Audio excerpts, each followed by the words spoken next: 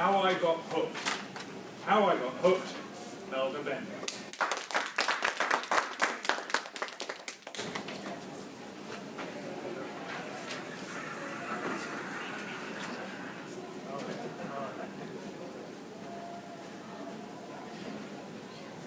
I remember a cold January day when I was looking for the Fluor Communicators Club somewhere in Sun Park. I got to the receptionist desk and she said, "It's in that little building over there." Over there. And you have to have a buzz number.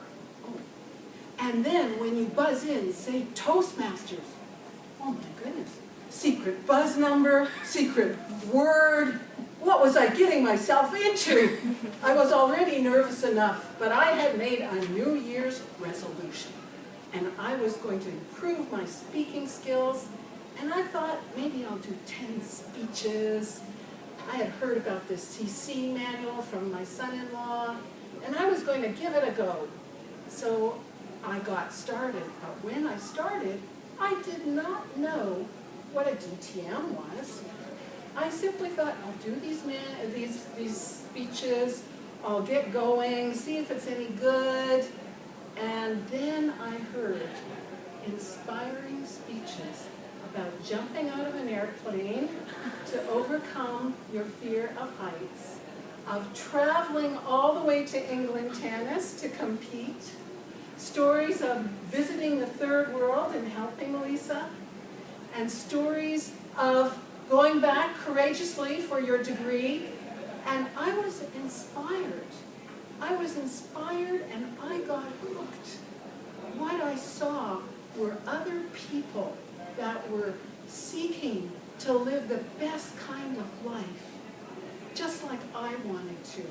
Marshall McLuhan says the medium is the message. And what I saw were people that were just like me, that were moving forward in their lives. And I was inspired to do the same. I had ample inspiration, in fact. I did not know what a DTM was when I started that manual, and then someone came along and said, "Why don't you compete in a table topics contest?" And my mentor pushed me into it, and I competed. There were 5 people, and I won 3rd place. I thought, oh well, that's the way it goes. Guess what? 1st and 2nd were not able to compete to area. What's an area? I didn't have a clue. And they wanted me to go. Okay. My mentor encouraged me, and I won. I thought, oh my goodness, I'm going to have to do advanced manuals somewhere along the line so I can improve my speaking and win the next level of contest. And I had a message I wanted to communicate too. And I did not know that these were all pieces of working towards your DTM. I did not know what a DTM was when they asked me to be the VP of membership in this club. I thought, I can give back and help out. Little did I know how much I would be giving back. But it's in that pushing through that we really grow, and we are able to see that we've accomplished more and more, and we are able to apply those kinds of learnings to our own lives.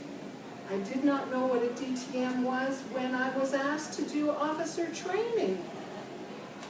I thought, yeah, I've struggled through some issues, and maybe I can pass on those learnings to someone else. And then Christina Cruz, and her name's already been mentioned, she sat me down and she said, "Helga, you've got a whole bunch of pieces that are working towards a DTM. Pull them together, fulfill certain other roles that you have been avoiding, and you will be working towards your DTM." Now, I thought it was pretty lofty to get a DTM. That's distinguished Toastmasters, my goodness. And it would take time. But little did I know that what we can do in 1 year, we greatly overestimate. But what we can do in 5 years, we greatly underestimate. And that's what Peter Drucker, that management guru, says. And I had very much underestimated what I could do So little by little, I felt like I was stumbling through my roles, but learning and growing all the time as I was walking through them. I did a mentorship role because I enjoy mentorship, but for this particular club member, he was English as a second language person.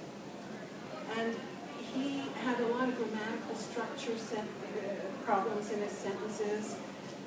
And he said to me afterwards, I finally have crafted my icebreaker as an introduction speech that communicates who I really am in a clear way. I am going to use it with all my friends, with all my job interviews, all around my life. Thank you so much. And in his culture, you don't really hug, but I got a hug. I was really impressed. And that was so rewarding for me.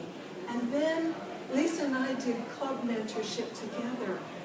And to see that club charter after all the learning and struggling and growing that they did and be at their chartering party was so rewarding. When we contribute, we get back.